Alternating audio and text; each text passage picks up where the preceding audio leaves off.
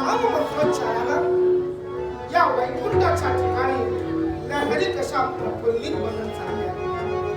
देवही भक्तात असताना अद्वैत नाटक श्रवणम कीर्तनम विष्णु स्मरणम पाद सेवनम आत्मनिवेदनम वेदम उत्सवणे उदाहरणम या नववेदा भक्तीच्या विवेकून जगळवत आहे. आणि म्हणूनच या जगतपालक नारायणानं आपल्या कडकी वृंदावनी धारण केली, जिचं नाव वाचुळे वैजयंती माळा. आता वैजयंती माळा म्हटली आणि आठवण झाली आम्हाला माझे